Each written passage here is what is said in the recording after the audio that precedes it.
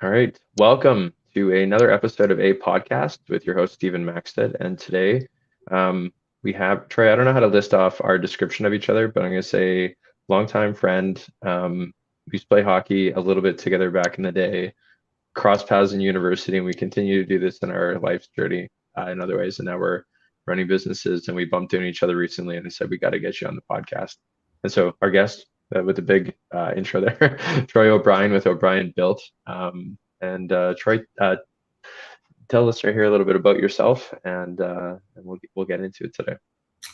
Yeah, thanks, Steve. Yeah, it was. It's funny. That's exactly how I've described you to other people in the last couple of weeks. When I said I was going to be on the podcast, they asked me how I knew you, and yeah, that was almost an identical description. Yeah, Troy O'Brien. I'm from Carmen, Manitoba. I started my company. Well, I incorporated my company a couple of years ago, but I started my company back in 2016. Born and raised here. Used to play a lot of hockey, like you mentioned. And yeah, now I live here 2 miles outside of Carmen on a farm with my dog. And yeah, run my company out of here. And yeah. Awesome. So 2016 was the start of this thing for you, Troy. What got you started into the building side of things? I remember the journey of kind of like your first couple posts, probably like on social media about this. And I remember being like, "Huh, he's building stuff," and then all of a sudden it went from I'll call it the way that I remember seeing it, but fairly simple like decks or fences and stuff, which is not always that simple. Actually, I don't do this stuff every day, but you made it look simple and how you're doing those processes. And all of a sudden I see like houses basically being built now. And I don't know if that accurately depicts the progress, but that's the short story that I kind of have made up in my own head here about how I remember the story happening. But walk us through what happened in 2016. How'd you get started? That's very accurate, actually. It literally went from like small decks. I didn't even know what a deck joist was when I started. Now we do Awesome. custom homes, cabins at Lake of the Woods, high-end composite decks, eaves trough. I mean, we do it all. Very cool.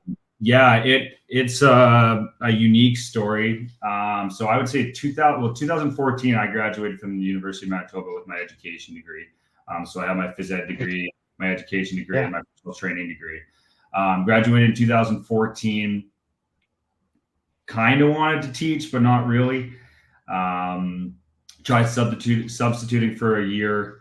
It wasn't really for me. I ended up going to Thailand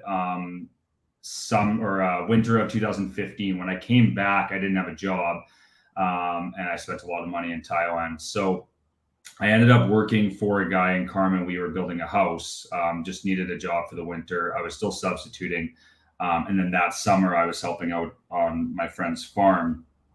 And so in that summer of 2015, Graham Lighting and I started to build decks for friends in Winnipeg, mostly in Winnipeg. And at the same time, I was still helping the guy out in Carmen. And so probably by that winter, I started having people ask me if I, could do bathrooms, could do kitchens, could do whatever. I knew how to do zero of those things, but I said yes to every one of them. Oh, And awesome. so between the guy in Carmen helping me out and Graham, yeah, the next year was kind of just say yes to whatever I could and learn on YouTube, learn trial and error, ask questions. And that's kind of how it got started. Yeah, I would say mostly bathroom renovations and just those smaller projects in the winter. And then in 2016 summer, that's kind of when it just exploded. And like you said, the small decks started to get bigger, more fencing. Kind of took on whatever I could if I needed to work by myself, I could. If I needed help, I always had friends that Right. would help me out, and that's kind of how it got started. Very cool. That's awesome. That's I was holding back like some laughs here about that, Troy, because if that that is truly how the storyline went, that's even funnier that it exactly kind of evolved that way. I was expecting maybe a little bit of a longer thing. A funny thing that you mentioned though was, and I totally forgot that. I remember now very clearly that you had the teaching degree, and you're the second person on the podcast that has taken a giant leap into business that took the teaching route for education and then got into the business. It was one of the other episodes with Patrick Hilario. He does real estate investing. I guess it's overlapping industry in some degree there, but that's just an interesting note to throw out there that you guys both have that experience. And Yeah, and actually, so I took early years education, and so there was only 3 males in my class. All 3 males went into carpentry and construction after teaching. So none of us went into teaching. I did just talk to one of the guys last week. He ended up signing, so he took his red steel carpentry after education. yeah, He builds houses out in Swan River, and he actually just signed a full-time permanent contract with the teaching, or what would it be, Swan River, whatever the school like division. school division thing, yeah. And then he's going to build houses on the side. So it went for full circle for him. I can promise you it will not go full circle for me. That's a really cool story though, to see it go like, okay, education degree, then you kind of like stack that with going and self-educating, you know, to some degree, taking that trade and then getting back into there. That's a neat story. Yeah, I don't know if that was always his plan. I think it just kind of fell into his lap, but like jump on that opportunity, because if you can have a steady income and do what you love on the side, he doesn't love it, but like, double dip is nice. No, that's awesome. And so what's I love what you said there. You said you just started saying yes to stuff. It reminded me, if I may share, when I was a kid, I don't know if we would have talked about this, but I started cutting grass when I was like 12 years old to raise money to go to this camp that our school put on. That was my parents' way of kicking me out to go get me working, which was very effective. I have not slowed down since but I basically just started saying yes to stuff, and I did the exact same thing you did for YouTubing. And I was very clever with some wording. I remember someone asked me to do sod. That was the first big job that I had taken on, and I just spun BS out of my mouth to say, "Oh yeah, it's just like laying carpet." And then I went home and I'm like, "Whoa! I took on a whole backyard. I got to redo sod. I have no idea how to do it." My parents are like, "What are you talking about?" And I remember I ended up having like a fair bit of equipment there, hired help for that project, and it was a success. But beneath the surface, I was like, "Oh, like I'm not quite sure," but it all worked out, and it's not that tricky once you've done it. Did you have any of those moments in jobs? First 3 years of my company. Sure. No, there was like, especially the bigger ones. You'd be doing one project and they'd say, "Hey, can you do this?" Or somebody would see me on social media and reach out like, "I'm looking for this. Can you do it?" Sometimes I would do some homework before saying yes, but generally I was saying yes first. If I knew I couldn't get it done, then I would just hire it, like subcontract it out. Typically now there's a lot of us subcontract out, but that's only because of our schedule. Like we just can't take it on. But yeah, those first 3 years, it was a lot of say yes first, a lot of BS come out of the mouth, good sales pitch, and then go home and figure it out. And yeah, a lot of anxious moments at night, like, how am I going to do this? How am I going to get it done? But I had a lot of good friends. Graham Lighting helped me out more than I could count, because he's so skilled with carpentry. So for him to come and help me out with that, and then his brother started to help me as well, back in the day. And then other friends as well, lending a helping hand. So to be able to have them whenever I needed them was, I wouldn't be where I am today without them. That's awesome. That was really great. What would you say is your favorite, or like your biggest like asset skill set in the build scenario? Now it's organizing and being the CEO, let's call it, and project manager, and just staying on top of things. I would say for our company, our timelines are bang on. We're rarely behind schedule. We're kind of right in there with what we say and hold ourselves to our word. But I would say construction wise, probably a custom deck. That's going to be where that's our sweet spot. We have a monopoly on the custom composite decks around Southern Manitoba, or at least in this area. Awesome. I would say that's our number one. And Yeah, when we started to build houses, I mean, I had no idea how to do that either. And so built a spec house first just to kind of show that we knew how to do it. I mean, my carpenters, my journeyman carpenters knew how to do it. Yeah, I obviously knew the different areas. I knew how to do all of them, but I didn't know how to put them all together. And excuse me. So I had the first spec house done in 2020, 2021, sorry. And then, yeah, since then it's been 2 cabins and 4 houses, and yeah, it's just kind of exploded. But yeah, decks would be the big one for me. That's how I started, and that's why I started because I like doing it so much, and yeah. just customization you can get with that. No, that's awesome. Well, I've seen you have drawings and mock-ups online. You did a little like poll the other day. This is all just like floating in my head right now. It's all percolating. I'm like reliving all the years of O'Brien built on Instagram. But when you're designing that, what kind of tools are you using to draw that up? Is that just kind of something that you created on your own? I'm guessing it's like a program though that you use to help. Yeah, it's actually a free program. Oh, It's on the sweet. Simpson Strong Tie website. I always thought when I was working by myself, I'd like to get into SketchUp and AutoCAD and like all those things. But Yeah. when you're trying to grow a business at the same time that you're trying to learn the business and learn how to do carpentry and learn all the aspects at once, SketchUp was kind of on the back end. And then I stumbled across this deck drawing program probably 2, 3 years ago. And I mean, generally speaking, that is all people need to see is just, a nice 3D drawing of roughly what it's going to look like so they can Oh, visualize man. it. 100%. Yeah, some people need something more, or if it's a large enough project and we need, multiple permits. I have a girl from Carmen that does do all my blueprints and drawings for houses. She will also, I've kind of worked with her now so she kind of knows what I want to do for decks too. So she will take those on as well if I need something. Yeah, the one that we completed this year, it was a 1.5 year project for this deck. And so she drew that one, but generally speaking, I can just use that free program. Awesome. I'm just cruising on the website here. As I mentioned, I was just like, okay, that's neat. And you know what? People love the visual though. I know from like So on all aspects of it, right?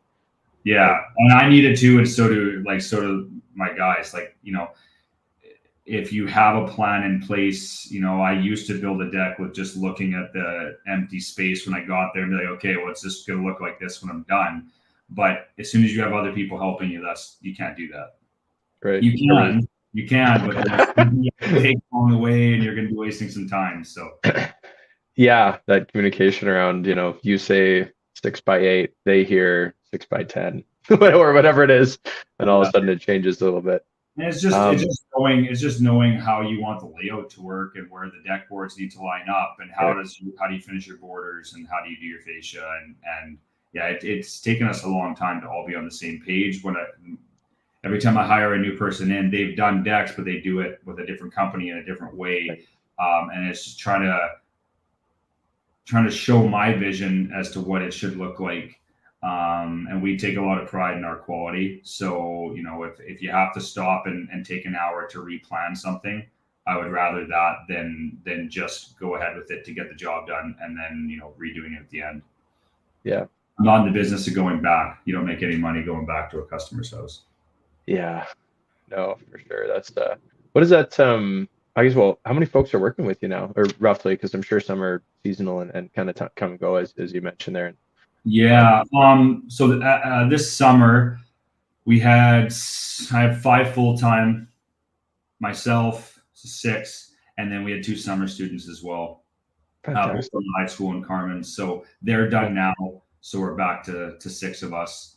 One of the guys being a subcontractor. I mean, he is full time, but he does have his own stuff going on. So he hasn't been oh, with us for 6 weeks, kind of getting all his other jobs finished up. But under my payroll, it's 4 full time and myself, and then this subcontractor that's essentially full time.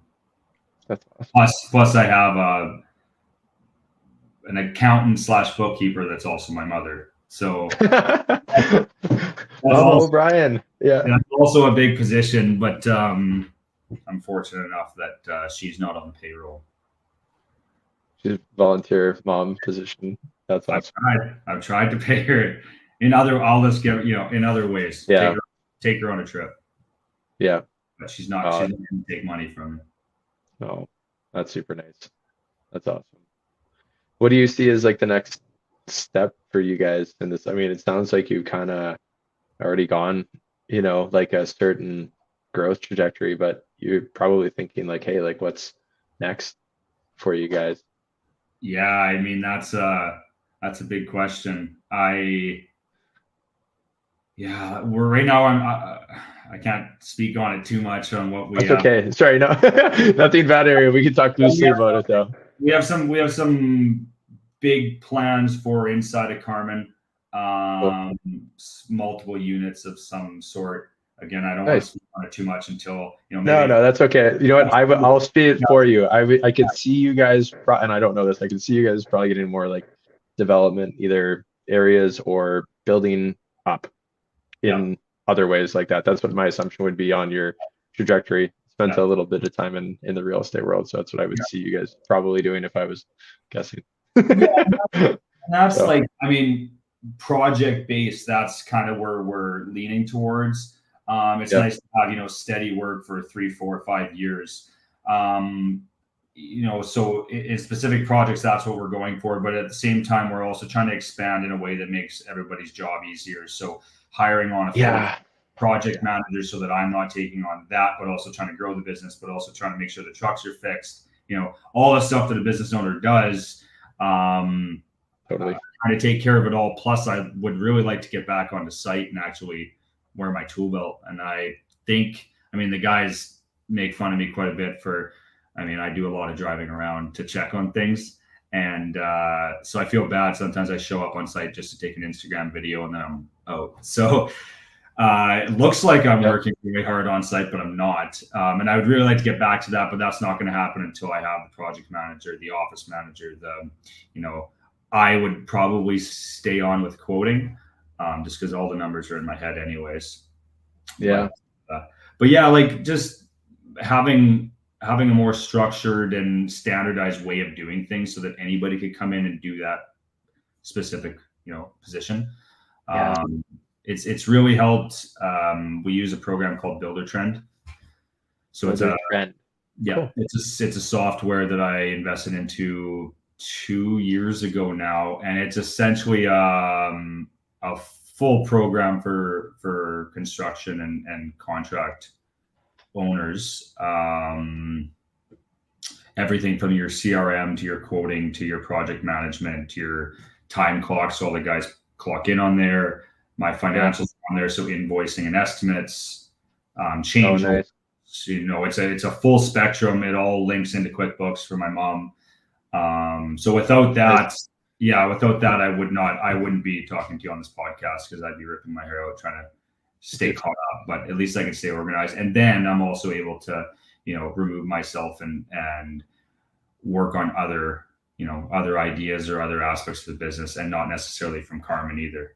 It's online based, so I can be kind of Cool. wherever. That's awesome. And something that just popped in my head. I'm sure that the software does something like that, but a pretty common thing that can happen with any project.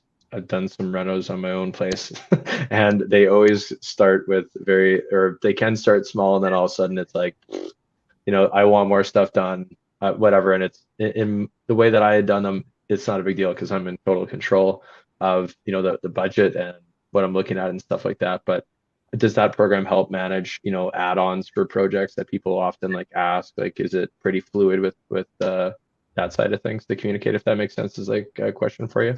Yeah, yeah, yeah. Yeah. So there's a complete section of change orders on there where Oh, sweet. it can be recorded, but at the same time, Nice. so customers also have their own website to go to per project. So if I open up a project for a house, now Unreal. typically with everything we work on the person's home, so there's no point in them accessing the website because they can go and just look See it. outside to what we're Yeah. doing. But if it's for somebody that's not around the area, for instance, last year we did a big renovation, and the one of the clients lived in Palm Springs for the winter, so he was able to go on the website, check the progress, see the daily logs, which is something that we add to the end of the day, so that everything that we've done for the day is then recorded in photos. That way, if we ever need to refer back to, it's all there. He can access that. He can also Right. see, invoicing, where is he at with the budget, and then also the change order. So anything that he's changed, I add as a price in there, and then he can approve it. That way, it's all been recorded, and then it automatically invoices over. So yeah, like I said, without That's that, sick. it would be quite Yeah. more challenging. No, for sure. I had this thought a little while ago. I was just like, something like that must exist. Like without us even talking. I said this to one of the guys that works with me on the back of my marketing stuff. I was just like, because we do projects, but more like digitally focused. And the same thing kind of happens. It's like, hey, well, can you just, do this or whatever? And it's like, we don't have a good system yet to figure out, make that version happen or whatever. That's gonna be like another like 10 hours of work basically. It's not necessarily like a physical thing that we're building, but it's a digital thing in Yeah. many cases. And I just said it would be so sweet if we could track it. Maybe something like this. Maybe we have to go to Builder Trend. Well, there's other programs out there that I looked into before finding Builder Trend that was more general for any sort of project, not just construction. So like maybe Sweet. something like that. Yeah. It's worth a Google. Yeah, because that communication is so key. It's often, I'm sure you've seen this. Hopefully not lots, but I'm sure it has happened or whatever discussions around like someone is upset about a project getting larger. I'm sure just based on the number of things that you've done, it's happened at least once. But I know like my parents had their washrooms done. It was like kitchen first, and then the guy was like, "Oh, I could do the washrooms," and said one thing. Communication just kind of fell off. Project didn't really come back, and it was just substantial. Like I'm gonna call it like 5x more than what it had started off with, and there wasn't the clarity around what had happened. And I know that gets in a gray area for the industry of folks that know what they're doing and folks that are just throwing numbers because they got a bill to pay out another project. We know it, or that cycle can happen, but a program like this definitely helps, mitigate that, minimize that. You catch it early on if you're communicating easily with your customer that way. So that's sweet to hear that you guys are doing I mean, the program only works as well as you use it, though. So I mean, that. That's true. If you're busy. program's great, but if I'm busy and forget to record something, or if somebody says something and I don't Yeah. do, and then we're 3 weeks down the road and they wanted that done and I forgot to do it, and now we're missing product or we're Right. waiting on material because I didn't order it. I mean, like I said, it all comes down to how organized you can be. The program helps me, stay in check, but I mean, it can only take you so far. Yeah. No, that's true. Well, it sounds like from even what you said before about adding some folks in to help, basically middle management, around stuff around a little bit of your company. You're at that stage, you're making that uncomfy jump to let go of some stuff, and then it's uncomfortable. yeah.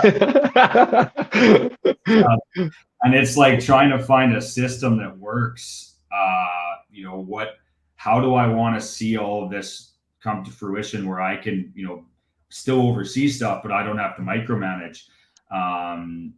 Yeah. And I had met with a coach in the spring. I met this girl down in Costa Rica when I was traveling, and she was a business coach essentially. And so I had a meeting with her, and I, said, here's my plan for the year. Here's what I want, somebody to take over. I said, but I need to come up with all the systems and all the checklists and the templates and everything for it. She said, no, like, let it get messy. So give everything to them, let them figure it out. There's no point in wasting a bunch of time on templates and systems if they're going to do it some different way. But letting somebody else take control that's the tough part. That's the uncomfortable part. Yeah. Interesting. I've heard that both ways. On the brand, I'm very type A. For the way that I've let go of some stuff, though, I have a pretty rigid plan. I do say you can figure it out in a different way, but this is what I figured has worked to like maximize time and stuff. I could be wrong, but because maybe someone else finds like a different AI tool that can help streamline this, or something to make it easier. Talking more of the tech side, you're physically building things, so you can't really make an AI do that. But it's in the robot world. But for AI to work for me, but I haven't found, other than like the Builder Trend, software. Right. Am I going to use AI? Like if I could use AI to do the project management or the office management, I would absolutely do it. And I would take suggestions on where I could start searching for that. But I mean, it's a little bit tougher. Yeah. I haven't put a lot of effort into it, to looking for that. It's just too much other stuff on the go. But no, that's fair. I don't know if it would necessarily well, maybe there is something out there that would help a little bit, but a lot of it's more for either like writing or like we were talking before after this, and clips like an AI tool to help edit stuff because it'll do a much better job time wise pulling out keywords to have in the shorts of this content even because you could look for it for hours on a 30-minute clip to find the I mean, 20 seconds that you want. they're doing commercial trips to space, so surely they have AI. It's out there somewhere. I just haven't found it. I made that comment the other day, or actually I made a post. I heard this audio when I was scrolling through Instagram, and you might even see it on my personal page here. I got carried away. I got this drone that we're using for, or a couple of them now that we're using for work stuff to record, but I get playing with it at the lake. But the audio that I chose for this one post, it was like telling people in tech to slow down a little bit. And it's kind of funny to think about because I do, and I mentioned this on another podcast too, but tech is like way up here, and a lot of people are like way below, we'll even call it whatever where my hands are here, average, would be. And it's come up a few times where people are like, oh, too bad we don't have this. In one case, it was an elderly couple. I've mentioned this before on the cast, but they were like, "Oh, it's too bad we can't order in different kinds of food." And I'm like, "Oh no, like you can." This is like probably 5 years ago. Like Skip had just come out, and like it was like very trendy at the time. That was like the first thing, and I was like, "Oh yeah, you just download this app," and they had smartphones and stuff, and I was just like, "Oh, just order through here." And they're like, "Oh, that sounds like a scam." I was like, "Oh, like that gap was too big for them. They couldn't get there to be like, oh, that's real." But even last night, busy day. I ordered DoorDash. I was cooking burgers, didn't have buns, lettuce, tomato, avocado, nothing. Walked the dog. I ordered DoorDash. By the time I got home, I lettuce, tomato, avocado, but which is crazy. It sounds lazy, but I was just trying to be efficient for getting the stuff done. Just being lazy, you were walking the dog. You don't have that luxury in Carmen. You have to drive to the store. Yeah. Yep, that's true. You got a little bit of a gap there on that side of things. Maybe one day they'll have rural delivery or drones flying the stuff over. Speaking of drones, yeah, yeah, that's fun. What's on here, Troy, and it's probably a little bit different with the amount of diversity. Even though you're focused, I just have the website here as a reference here, but the visual that you have on here is certainly at a lake. You have docks, and it looks like oh, I'm going to say the wrong word in the building sense. I don't know. Whatever the guy's holding here, the top part of the house. That's that boathouse we were building. Yeah. Is it trellis? No. Is that right? What's the word? Kind of, it was like just a covered structure. I don't know if there's an actual word for it. Make it work. Okay. Yeah. All right. Well, whatever that is. Public word here. Yeah. But so you're spending time out, listener, if you're not from locally here in Manitoba, Winnipeg, Troy's located just southwest on Highway 3 here, and then further out east, there's a lot of cabins, lots of work out there for builds, especially, was it 2 years ago, last year, spring, when all the docks and boathouses. Yeah. Did you guys take on a lot of work based on that out there? I would like to take on more. Yeah. I'm kind of in this awkward space of like, I would love to be out there working more. But most of my guys, none of them have families yet here, but I mean, they have a life here. So that, going out there is great for 3 weeks at a time or for a month at a time, but they're not willing to, up in their life here just to go out there. Whereas, I also have nothing holding me back here and I would love to be out there, but I've also spent 5 years building my brand here in the town that I grew up on. And so like people are hiring me for me. Really tough to do that and do all the the community work that I do and donations and everything, and then to say, hey, thanks for the support, but I'm out. So totally. Kind of working both ways. I don't know where the future holds. I would love to be out there more often.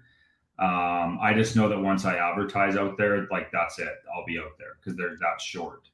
So it's just watching what I say and making sure I'm ready if I'm going out there. That's the ultimate. For sure. Do you ever feel like you have to control your growth given kind of like a shortage? Like your eyes just like, yes, 100%. Yeah. Because if you went to. Yeah, like I don't advertise. I can't. Yeah. If I advertise, I just say no to everyone. Good problem to have, not complaining. Like that's great for me. But my overhead for advertising is quite low. But yeah, it's just like I would love to advertise, but finding seasonal employees for when we're busy. Now we're just as busy in the winter as we are in the summer. Good. Um, I was just going to ask yeah, that. projects, and the busy isn't necessarily with physical work on site. Okay. You do a certain amount of stuff, and then you're waiting on subcontractors, or you're waiting for stuff to show up, or things to dry, or whatever. Yeah. So we're opening up, 3 projects at a time, and we also have 4 or 5 projects open up at a time in the summer. But they're different types, right? Like you can go start to finish without waiting on a subcontractor for a deck.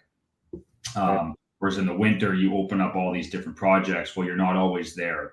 And it's a lot more running around. And then people wonder why it's that much more expensive to do a renovation. Well, because we have to subcontract things out, I can't be there all the time. That's a lot more money for me to be spending on my guys to drive around to the next project, and all that. So I don't know if I answered the question. I kind of forget what the question No, was. no, no. We segued smoothly into you're busy year round, and I was just about to ask about winter and like what you guys get into because we're talking decks. It's probably not something that you're doing, when it gets to a certain temperature or Yeah. snow, just in general there. So, Yeah, what? people get people in Manitoba understand, like November 1st hits, nobody's asking to do outdoor work, unless of course you're framing a house or something like that. But like typically we're trying to get anything. Nobody wants to pay for heating up the concrete to pour it either in the winter. So anything that's Mm, going to be done throughout the winter, generally speaking, the outside stuff's done by, let's call it December 1st. After that, it's also tough to find a company that will do major renovations around this area. Um, Not to say they won't, but right. typically we're the ones taking on the major renovations in the winter. So full interior guts with full demos of everything, and then rebuilding it. And we did 3 of those last year. So those are the ones that we like to take on in the winter. We do bathrooms as well, custom bathrooms. Those would be our 2 biggest ones in the winter. And I've seen some of the work for anyone who hasn't. We'll get to like at the end of the episode talk about where to find you and stuff. But if they haven't seen some of your washroom work, I have had the pleasure of viewing that, and like I said, percolating in the brain here of early tiling days, I'll call it, and just phenomenal work. Glass doors, all the sexy things that you want in a washroom. I've seen you guys do it through a screen, so that is obviously a great asset for you guys to have in the tool belt to bring to the market out that way. I'm sure there's not lots of nice washrooms in Carmen now because of that.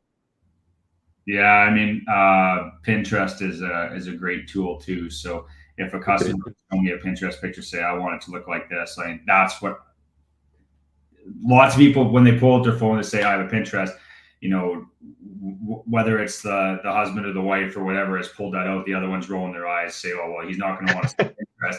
Yeah, that's exactly what I want to see, because I can make up anything I want in my head for the way it's going to look, but Yeah, much rather you tell me specifically what it's going to look like. I'm not an interior designer. I can tell you what looks good once it's together, but I would prefer not to have to put materials together myself.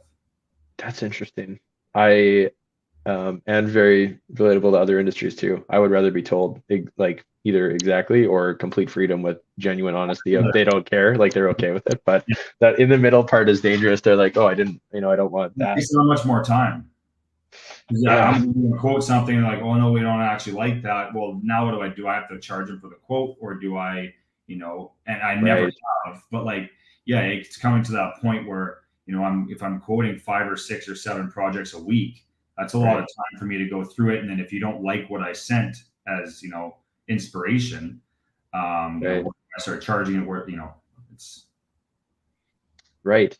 That's so it's almost whatever. Open brainstorm on the podcast here. It's always cooler if you could send out like a quicker quote to be within like a range, just not which to take away from the maybe it's kind of what you do.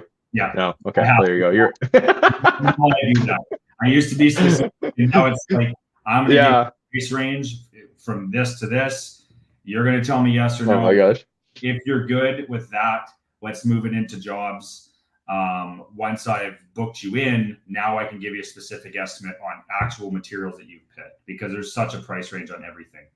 okay, I did that for the first time a week You ago have on like my marketing stuff because I was like, this is such a big project. It's going to be between here and here. Like, wait, not the biggest quote I sent out, but in the top, like kind of close to that percentile of like the top ones.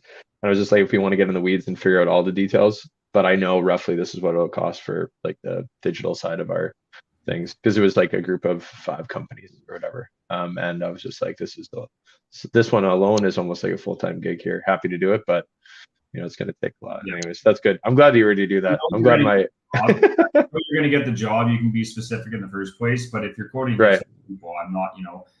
It's unless you're going to charge for the quote, which I never have. I've never Yeah. charged anybody for quoting, and I can't see myself ever doing that. Like, that's just Yeah. part of the process. Yeah. What do you find like is the conversion for you for like quote versus work? Is it on like it's probably a lot based on what you're just kind of mentioning, but I'm sure there's some. Is it like 1 out of 5, 4 out of 5 that you like when you do a quote? Is it often that you guys are getting the work?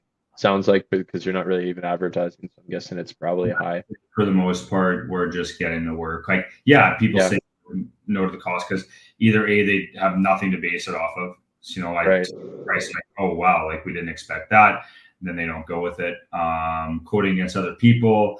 I mean, I'm pretty transparent with my prices. Like, I'm not the cheapest company out there. Good. I mean, I have other value to bring to the table. So, this is why my price is the way, and I can explain exactly why my price is this way, what I Totally. offer based like compared to other companies. So yeah, some people are saying no because of the price. Some people are saying no because they found it cheaper somewhere. Some people Yeah. are saying no based on timelines. They want it done in the next 2 months, and I'm 6 months. Right. So Yeah. it really is situational based, but I would say I'm probably booking 75% of my quotes Awesome. like That's that. that's But funny. I kind of had that number in my head actually. yeah, some people would say if you're booking 75%, you're not charging enough. That's what, but like that's Yeah, not. I know, but it's a complicated thing because, like, what are you going to do? You're going to raise it so high that you get one job out of that, right? And then, Or when I also in a small town, I don't. Yeah, I yeah, don't need to be the highest paid one. I'm happy to do the work. So yeah, I could right, charge more, still have enough work. I could advertise again, charge more, make more money, but at the same time, I don't want to be the highest charging company. That's not why I totally. got the business. So I mean, obviously Yeah, I need to make money, but like that's not the number one priority for me. I heard this quote. I was out for coffee. You're going to like this one based on what you just said there. And hopefully I get it right. Going off the top of my head, it's written on my phone. I don't want to look there, but this guy said to me, he said, they used to run a family business. This guy, we won't use names. He's got a little bit of a mentor for me in some ways. And he said, to someone one day that came in and asked for like a deal at their business. He said, we didn't get in a business to get rich, but we didn't get in a business to get poor either. And I was like, Yeah, damn, that's a good line because yeah, you come across that lots as the owner. You kind of want to adjust and think with your own wallet or like in how you would spend that money or how you think that they would spend like their money to make it work. But at the end of the day, you still have to be able to make, margin on your services or products, whatever you're selling. And yeah, they just really sat with me the last little bit in terms of stuff. I've also, yeah, anyways, so run with that one if that comes up or whatever, as like a nice way to say you still got to make a buck doing it. yeah. Um, I like that. Yeah, that it holds a lot of truth for sure. yeah, another one that I found is well, it's kind of funny when I was you've probably seen this pop up on there when we were running the tree farm, which it didn't go so great this year. We ran into some really dry conditions and not a very good storyline for the fall. But we had a lot of influx with that the first year that I was doing that, and but then we still had the we'll call it the Winnipeg haggler come out and some folks, and we were selling like a $10 tree straight up. We were making like $8 margin on those. We were just trying to get the name out there, run with this thing, whatever, figure out how it's going to work. And I just got really tired one night replying to people. I was on Facebook Marketplace in Kijiji, and I said, I just said, you might not be our customer, like no worries, but go here. And I knew it was a place that we actually supplied, we wholesaled trees to them, and they were like, we were $10 trees, they were 29. or 25. They were like 3x or 2.5x what we were, because they offered warranty on our own trees and we don't. It's just wholesale for us. But yeah, and then those were the first people, and it was just that exhaustion. I wasn't trying to be rude. I just said, hey, I don't think you're a customer. I want to check out here. And they were the first people to send deposits after they realized and kind of put it in perspective. Oh, okay, you are already the lowest. Like there's not room to play here and stuff. And just being, good energy about that too. Like I said, it just came out of pure exhaustion. I remember it was like 11 o'clock at night. I replied to a bunch of people and I was just saying like, hey, you know what, like you might not be the right fit. Good luck. Here's a link. Uh, that's a challenge for me too, is finding a way to say no. Yeah. Sometimes, like I used to say yes to projects, and then halfway through the project, some customers are a little bit more difficult than others. Yeah. It's almost like a screening process when I meet with them now. And yeah, I'll quote stuff off email, but I will never start a project without meeting the customer first. And not that I need to be screening all that, like I need a certain personality and whatever, but like you can get a good feel in the first 20 minutes on whether they're going to be happy with anything you do, or if it's, it's not going to matter what the project looks like at the end. They're going to be looking for a deal or whatever. But it's finding a way to say no in a nice way. You're not the right fit. You don't have time, it's a challenge. Interesting. I think that is a big challenge, especially for you. You're going into people's houses, renovating stuff. There's partnerships often that you're working with, like within that relationship, probably a couple that you're working with, and they may have altering views on what they want done, and communicating with you, who's the decision pull on that one, right? Not even decision maker. They're both usually involved from other experiences I've had on the landscape side, right? But then, how do you, internal politics within your job that you're managing? So it's more than building, is what I'm hearing. It's more than building. That's generally what I think about from 5 till I go to bed, is that part of it, Yeah, the managing kind of almost, it's not like emotions, but it's the behind the scenes stuff that happens on the job, because not that it's easy, but if you like what you do, it is easy. You guys are good at building, so that part of it's easier to do. It's all the other stuff that comes with it that probably hangs it up. So that's fun. Dates coming out. I know we kind of talked about this before. You mentioned something in November. So I know you guys are involved in the community. I've seen all the things I've seen. You'll tell me more stuff that you've done, but there was a fun like winter slide thing that you guys did in Carmen out there for the community.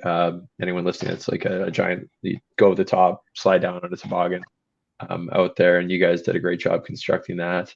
What are some things that you guys have done, and then upcoming dates for things that you guys are involved in the local community? We're quite involved in the community. I mean, like I said, I was born and raised here, so anytime I can try to give back, whether it's with a donation or with labor or whatever, or just my time. We do a lot of work around the Carmen Fair. So I donate my skid steer and my time to help set up, take down, organize, help out during the 3 days. The community slide. We built some benches and a staircase down to the river for the skating trail that they make every winter.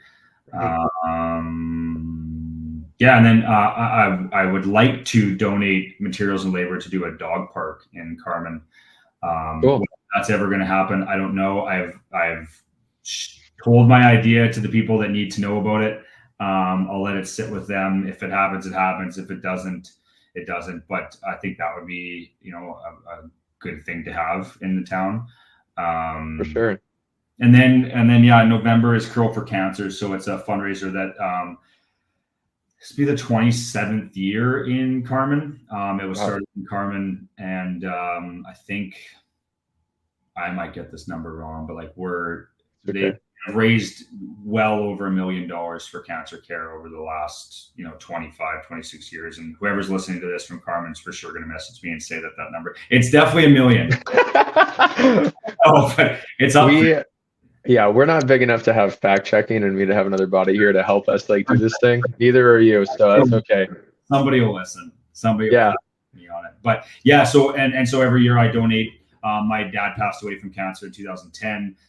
Since then, my sister's now on the board. My mom goes every year, or has gone every year. My brother and I just started going the last couple years. So Yeah. I've been donating for, this probably my 5th or 6th year donating something, whether it's $1,000 towards your eaves trough, or $1,500 towards your winter project, whatever it might be.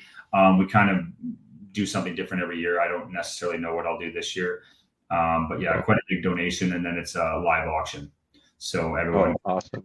bid on it, and yeah, it's fun. It brings the community together. It raises money for a good cause, so I'm happy to do it. That's awesome. And I look forward to seeing that happen. I don't know if I'm around to participate or commit to that on here, but if I'm not there, which may happen, very likely happen. Hopefully that goes great for you guys out there, and that stays on a great trajectory for you. And kind of following process, nearing the end of the episode today, ways to get a hold of you and find you guys. I have the website right here, and I'll just kind of like list them off, but correct me if I got this wrong here. We have Instagram and Facebook, and that is at Obrien BrienBuilt Ltd. Is that the whole name on there? I think for you guys. I believe there's an LTD on those two. I think. Yeah, let me check this out. Oh, you know what? It's Obrien BrienBuilt, Obrien built on Instagram, just for the live reference here. And then how to get a hold of you. Obviously the website here, obrienbuilt.ca. Great looking website, by the way. And then we have the email address if someone wants to reach out directly. We'll do our best to include this on the full length and the clips here too, but admin@obrienbuilt.ca as well. So you got the links for everything that you have on the website here if someone wants to navigate that to be able to find you. And if not, I guess maybe they can also just show up in Carmen and ask where you are on that side of things. So yeah, they'll track you down. Yeah, that's awesome. Well, Troy, this has been a pleasure and a continued extension of our ongoing relationship. We'll call it over the years here. We can add podcasts recorded to it. Just want to say thanks so much for. This is the most in-depth conversation we've had in the last. Yeah, probably is. Yeah, but that's great. We got to go in the weeds here and talk business. So this has been great. I'm excited to see this go out. Awesome. Yeah, thank you very much for your time. Appreciate it. Awesome. Thanks, Troy. See you later.